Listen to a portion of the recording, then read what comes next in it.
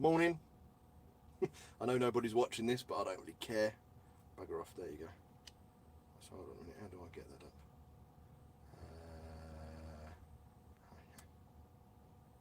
Okay. I haven't got a clue how that works, but never mind.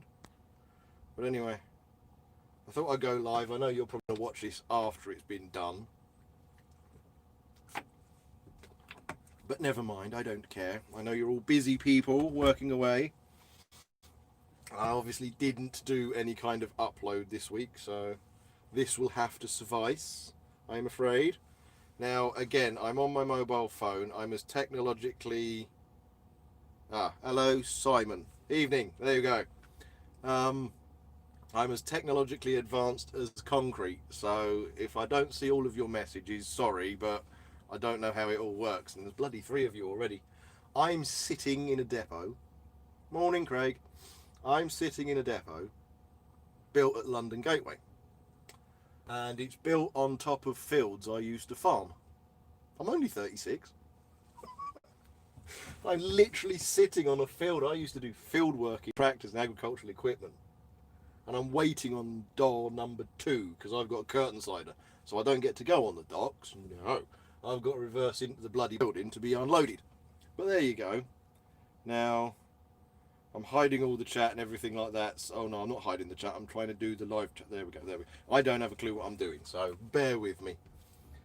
But I don't know how clear this is coming through. I don't know what kind of signal I've got around here, but whatever. I'm doing my best, all right? Calm down. I was bloody busy yesterday. Because I did Saturday as an overtime day. That was a shower of shit, that was. Oh, dear. Saturday just, really? I work out of a depot in Stafford, and they've got depots all over the place, but there's one that they've got in Crewe. Now, Stafford depot is about 20 minutes from where I'm staying, and the Crewe depot is about 40 minutes from where I'm staying. And for my overtime day, they said, look, go into Crewe, whatever, and they'll sort something out for you. I was like, okay, brilliant. So I buggered off. I thought I'll do some extra hours, extra moolah. And so I buggered off into Crewe, and they didn't have a clue. They had no Scooby, who I was, what I was supposed to be doing, or anything. And so I just, I let them know, look, I usually work out at the Stafford depot. I'm just covering somebody today. Oh, right, yeah, of course, we've got some runs to do between here and Stafford. So I might as well bung you on that. Now, I don't know if you're aware, if you know the area, brilliant. If you don't, whatever. Stafford to Crewe is 35, 40 minutes, something like that. And in 10 hours, I did 2 trips. 2. Because they had no empty trailers. I had to go and find an empty trailer, and there were none. So I had to wait for empty trailers. Then I had to wait to get loaded. And I just looked at them, I was like, why didn't you run me out of Stafford? Because I could have been running the loads in, being unloaded, going back, getting another, and doing that instead of this, where I'm a Crewe driver today, and I've got to take an empty with me and then pick up a loaded one and take. It was just bollocks. It was all over the place. So that was Saturday. Was just a shower of shit, and I got home and I was like, you know what, I'm having a fucking curry. And so I had a takeaway, sat back and thought, I ain't doing fuck all. And Sunday it was, well, myself and Bert had the day off together, finally. And so we all went out as a group style thing, the in-laws we're living with. And we went to the Wedgwood thing on the Sunday that they do there, and I bought a copious amount of Scotch eggs. Because they have all these kind of artisan style stalls, and he puts loads of stuff in them, mango chutney in the mix, and they're not just normal Scotch eggs, they've got loads of stuff in, like sweet chilli and all that kind of stuff. I bought a fuck ton of them. An absolute fuck ton. But something fun today. Well, it's not fun what's caused it. Okay, don't misquote me on this one.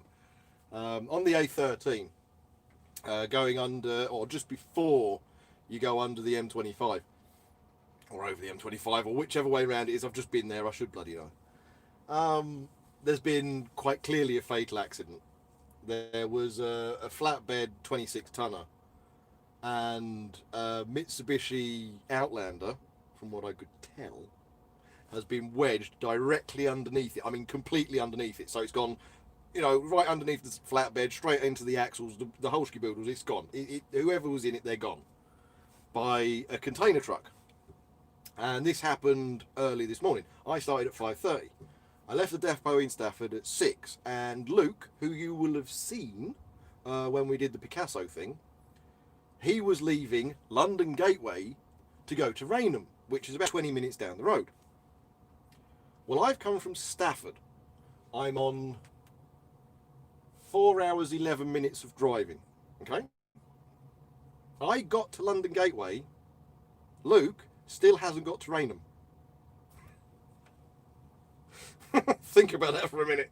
He's got a 20-minute drive. I've come 180 something miles, I think it was. And I've got here before he's got from here to Rainham. It's absolute chaos. Fortunately, I'm from around this manor, so I know all the cut throughs. So when I leave, the world is my oyster. I know every single road in this area. This is where I grew up. So I don't care. Luke's screwed. I'm not. Yes, there's 8 of you now. I don't know if anybody's been saying anything, because the chat does show up, but I don't. I'm just checking. So if I keep touching the screen, I'm checking. I don't know how it works. But no, I'm just waiting on 2. I don't know how long I've got. I have not got a bloody clue. But I just think it's quite funny. I managed to get all the way from Stafford before Luke can get 20 minutes down the road. Jesus Christ. I would hate to be, that shift, have his shift. That would drive me nuts. Oh, mate.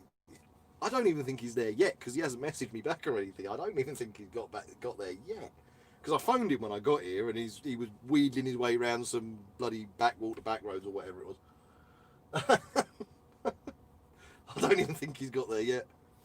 But anyway, I've dropped down to 4. Ooh, people have buggered off. Oh well, never mind. Boo-hoo. I've noticed with the live stuff, it stays uploaded so other people can watch this. So this is my Monday upload from the cab of a truck, and you can't tell who I'm working for. Although I am in a Mercedes Actros. The first time since I've been up here, so 4 months, I think it is, 5 months, I'm finally in an actual Actros. Not one of those baby Hatefield pieces of shit, but no, an actual proper one. So I'm happy. I've been in DAF CFs, I hate them. I've been in Ivecos, I've been in MANs. Ooh, the last MAN I drove, oh Jesus Christ, it didn't have any engine mount bushings left. So every time you accelerated, you just heard the engine clonk back, and every time you slowed down, clonk forward. Oh, it was bloody horrible. And I said to them, and oh yeah, it's being dehired. It don't matter. Just do your day. You ever driven a truck that's engine mounts? The bushings on the engine mounts have failed. It is a horrible, horrible day, because everything you do is clonk, clonk, bang, and these engines are big. They're bloody heavy. And it's just, it's being dehired, so it don't matter. I've driven Renaults. I don't know. The one thing that annoys me with the Renault is it really isn't to do with the driving. There's a few things in the Renault that set odd, that just in odd places. But it's the lack of bloody cup holders. First world problems or what? There's none. Well, there's one, but you can't get anything in it unless you get a can about that big, and it's down there style thing. It's the only thing that bugs me about them. They actually drive really well. I know they're based on a Volvo, but they drive really well. They're really easy to manoeuvre. Not as easy as I find these. I mean, this was pucker reverse. This was,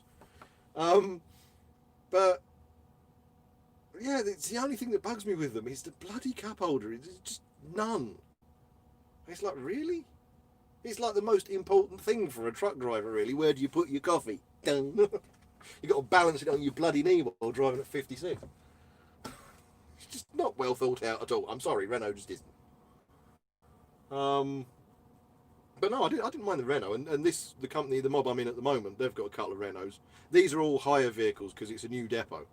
I've got a new contract in a new depot, opened on August, and I've been in there just over a week. So I'm one of the first agency scum in there, style thing. And they're all kind of learning what's going on. They haven't even got the offices built yet.